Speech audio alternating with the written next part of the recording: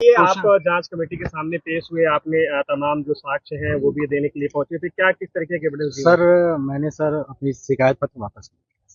शिकायत पत्र वापस लिए, क्या वजह इसके पीछे की? सर कोई वजह नहीं है सर, मैंने अपनी शिकायत पत्र वापस। कोई धमकी उनकी मिल रही थी क्या? नहीं सर, जो इतना बड़े एलिगेशन आपने लगाए थे उनके ऊपर भ्रष्टाचार का, क्या कोई समझौते को लेकर के? नहीं सर, समझौता नहीं है सर, मैंने सर अपनी शिकायत पत्र शिकायत वापस लेने की वजह क्या है? ज्योति से कोई बातचीत हुई है आपकी? नहीं क्या कोई समझौता हो रहा है? क्या समझौता हो रहा है? क्या नहीं सर।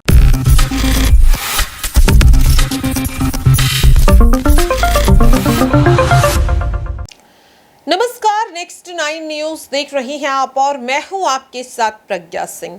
उत्तर प्रदेश की बहुचर्चित पीसीएस अधिकारी ज्योति मौर्य और उनके पति आलोक मौर्य आखिरकार क्यों ये दोनों पति पत्नी अब एक दूसरे के साथ नजर आ रहे हैं? दोनों के बीच हुए आपसी समझौते की असली सच्चाई क्या है?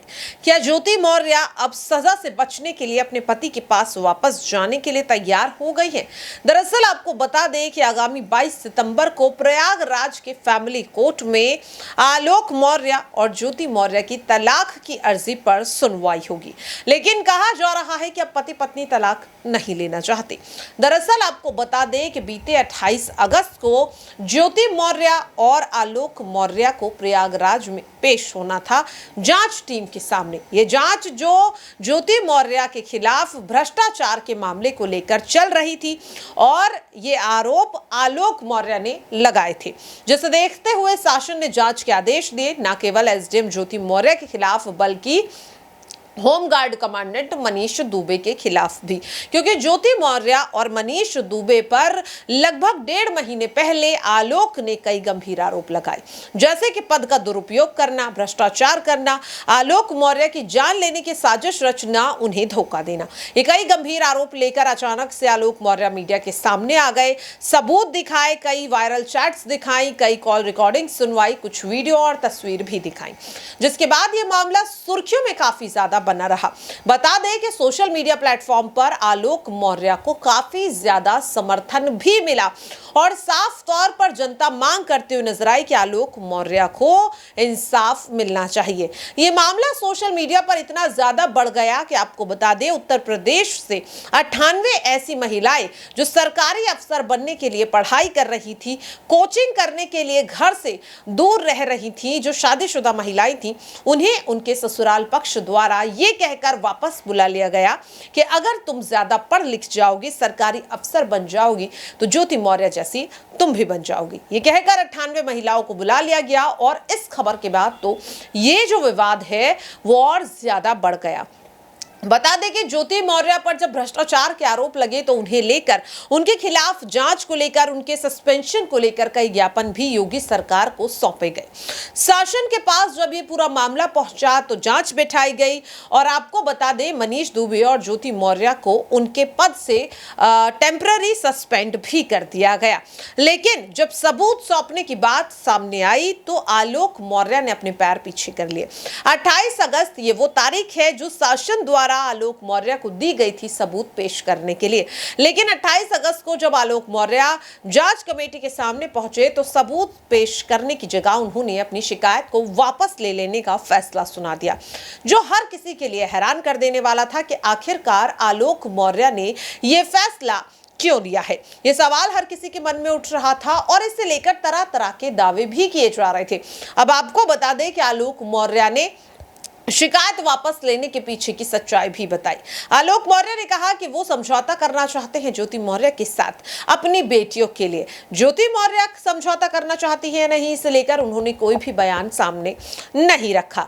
लेकिन आपको बता दें कि आलोक मौर्य की शिकायत वापस लेने की वजह से ज्योति मौर्य के खिलाफ जो जांच चल रही थी उसे रोक दिया गया। जो रिपोर्ट यहां पर आपको बता दें जांच कमेटी ने तैयार की थी, उसे शासन को इस सिफारिश के साथ सौंपा गया कि अब इस जांच को बंद कर देना चाहिए क्योंकि आरोप वापस ले गए। न केवल ज्योति मौर्य बल्कि अब मनीष दुबे की जो जांच की फाइल है वो भी अब लगभग बंद हो जाएगी। जल्द ही उसे समाप्त करने का जो आदेश है वो शासन द्वारा दे दिया जाएगा, जिसके बाद अब सवाल ये बन रहा है कि आखिरकार ज्योति मौर्य और आलोक मौर्य को लेकर जो फैसला यहां पर अब सामने आ रहा है क्या वो सही है। मनीष दुबे भी अब इस मामले में पूरी तरह से बच जाएंगे, लेकिन आपको बता दें कि मनीष दुबे पर उनकी पत्नी द्वारा FIR दर्ज कराई गई है, शिकायत लिखवाई गई है दहेज उत्पीड़न के लेकर। यौन शोषण का शायद यहां पर आरोप भी उनकी पत्नी द्वारा लगाया गया और भी कई गंभीर आरोप लगाए गए हैं। यहां तक कि आपको बता दें मनीष दुबे के खिलाफ जो जांच चल रही थी उसमें अधिकारियों ने सीधे सीधे उन्हें दोषी बताया, उनके खिलाफ FIR दर्ज कराने की सिफारिश की और उन्हें उनके पद से निलंबित करने की भी सिफारिश की गई थी। लेकिन आलोक मौर्य का अपने बयान वापस ले लेना, अपनी शिकायत को वापस ले लेना इस पूरे मामले को एक अलग दिशा की तरफ मोड़ चुका है। यह भी कहा जा रहा है कि शासन के सामने सबूत होने की बात कहना और फिर शिकायत को वापस ले लेना, ऐसे में अगर शासन चाहे तो आलोक मौर्य के खिलाफ भी एक्शन ले सकता है। 22 सितंबर को दोनों की तलाक की अर्जी पर सुनवाई होनी है। अगर दोनों तलाक की अर्जी भी वापस ले लेते हैं तो इससे ये साफ हो जाएगा कि पति पत्नी ने गुपचुप तरीके से समझौता कर लिया है। लेकिन आलोक मौर्य ने जिस तरह से इस पूरे विवाद को सोशल मीडिया पर ट्रेंड करवा दिया, जिस तरीके से उन्होंने उन 98 महिलाओं की पढ़ाई रुकवा दी अपने आरोपों के चलते, क्या वो महिलाएं उन्हें माफ कर पाएंगी? क्या शासन आलोक मौर्य के इस फैसले का समर्थन करेगा या फिर उनके खिलाफ ही कोई कड़ा फैसला सुना देगा? इस तरह के तमाम सवाल भी बार बार देखने को मिल रहे हैं। यहां पर आपको बता दें कि ज्योति मौर्य ने अभी तक चुप्पी नहीं तोड़ी है आलोक संग समझौते को लेकर। इसे लेकर भी कई तरह की बातें कही जा रही है, कई तरह के कयास लगाए जा रहे हैं। सवालों का जो सिलसिला है वो तेजी से बढ़ता हुआ नजर आ रहा है। अब यहाँ पर देखना ये काफी ज्यादा दिलचस्प रहेगा कि क्या ज्योति मौर्य अपने पति आलोक मौर्य के साथ समझौते के लिए हामी भर चुकी है?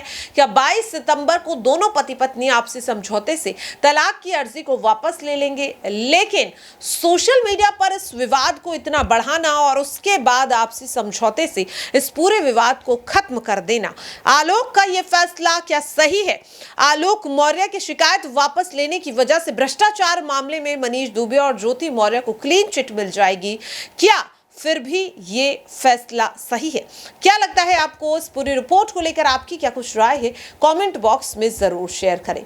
फिलहाल के लिए इस खास रिपोर्ट में इतना ही। देश और दुनिया की तमाम खबरों के लिए आप सब देखते रहिए नेक्स्ट 9 न्यूज। नमस्कार।